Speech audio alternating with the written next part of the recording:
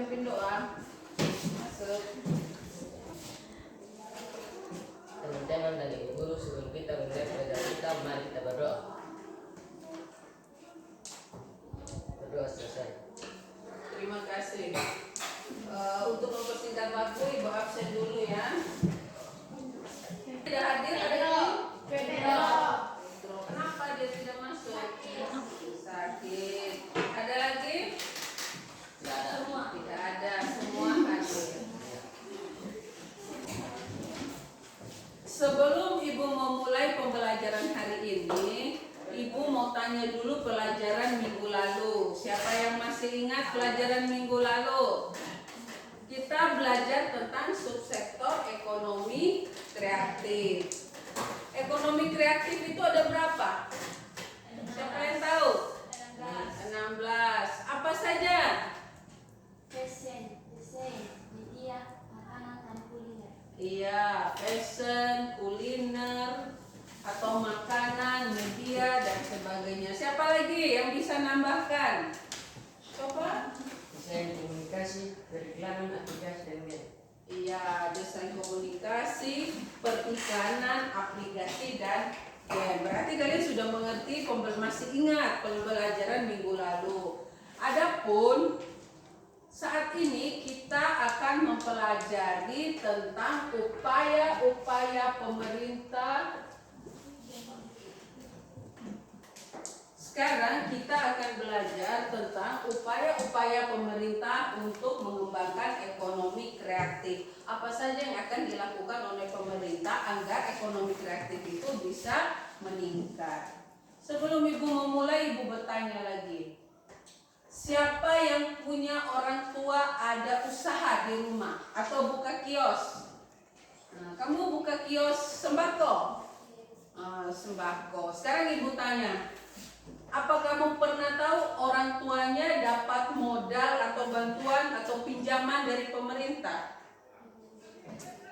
Pinjam di BRI. Terus ibu mau tanya lagi.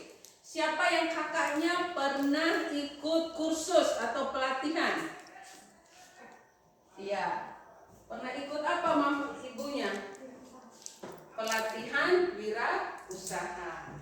Jadi saat ini kita belajar tentang upaya pemerintah mengembangkan ekonomi kreatif. Ada beberapa macam.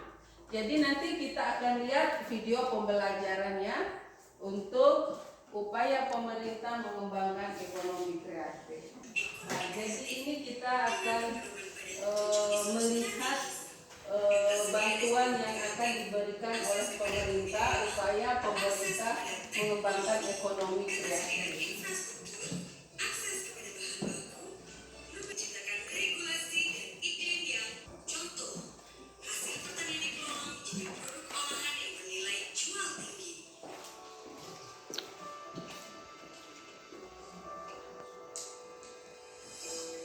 Ya, tadi sudah kita nonton video upaya pemerintah mengembangkan ekonomi kreatif. Sekarang ibu akan bagikan gambar kegiatan upaya pemerintah untuk mengembangkan ekonomi kreatif. Kalian bisa lihat gambarnya. Oh, saya jelaskan. Kalian sudah pegang, itu adalah gambar-gambar kegiatan yang dilakukan oleh pemerintah. Jadi kegiatan yang dilakukan oleh pemerintah itu yang pertama meningkatkan sumber daya manusia. Jadi kegiatan peningkatan sumber daya manusia itu dapat dilakukan melalui pendidikan, pelatihan untuk meningkatkan sumber daya manusia. Oke. Jadi hari ini ibu minta kalian membuat kelompok diskusi. Satu orang bisa 5 orang. Satu kelompok bisa 5 orang. Silakan. Sudah. Sekarang kalian sudah membuat kelompok. Ibu akan bagikan LKPD-nya.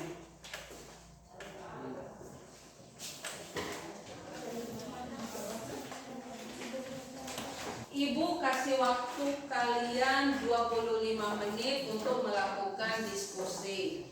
Terus ibu akan mengambil nilai yang ibu ambil adalah pertama dari kerja sama kalian.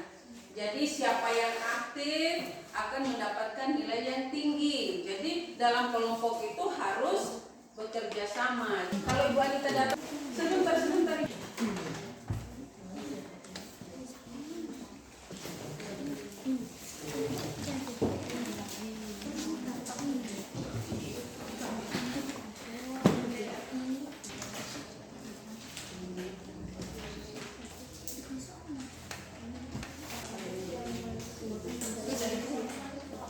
Yuk.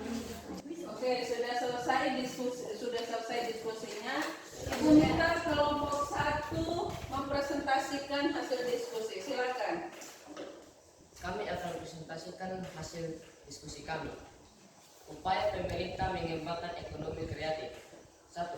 Meningkatkan kualitas sumber daya manusia. Pemerintah akan bergerak mulai dari menyediakan sarana dan prasarana di sekolah-sekolah, kualitas para pengajar, penyesuaian penjurusan sekolah dengan kebutuhan industri, dan sebagainya. Diharapkan dengan adanya perbaikan dari hulu hingga ke hilir, pendidikan para anak bangsa akan semakin meningkat dan mampu bersaing dengan negara lainnya. Jangan sampai kesempatan kerja di dalam negeri yang begitu besar diambil oleh tenaga asing terlatih dari skill yang lebih baik daripada para tenaga kerja Indonesia.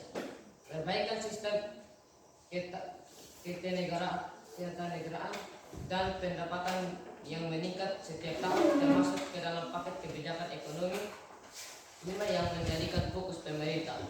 Diskusi kami. Ya. Mungkin ada yang ingin bertanya dari kelompok lain? Kelompok 3, silakan.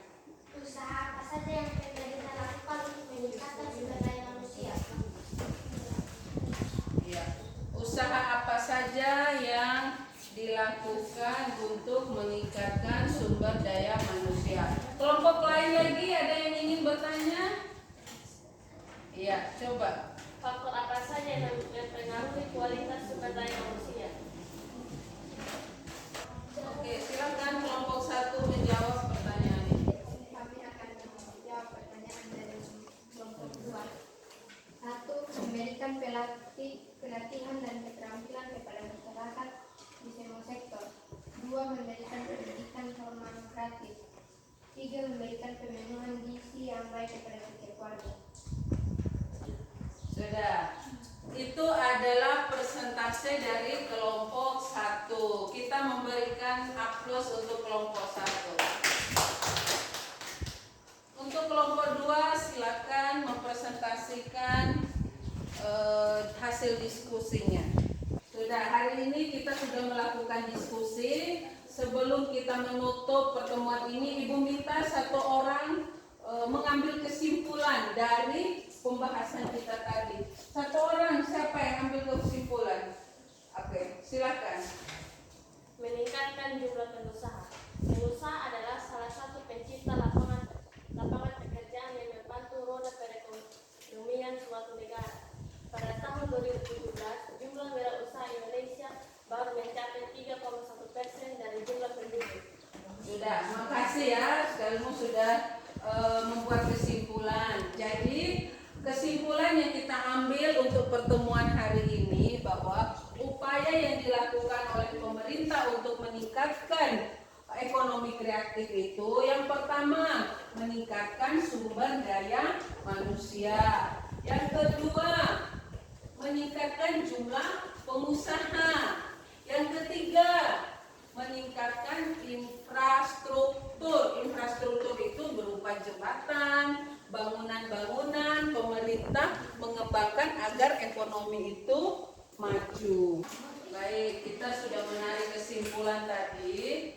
Sebelum Ibu menutupi pertemuan ini, Ibu akan bagikan PR atau tugas yang kalian kerjakan di rumah. Sudah. Jadi PR ini kalian kerjakan di rumah ya, minggu depan Ibu kumpulkan. Terus Ibu untuk pertemuan berikutnya kalian belajar tentang masa kemerdekaan. pertemuan berikutnya kita belajar tentang kemerdekaan. Kalian bisa baca di buku-buku cetak, dan media elektronik lainnya. Nah, sebelum kita menutup, satu orang pimpin dalam doa. Satu orang maju.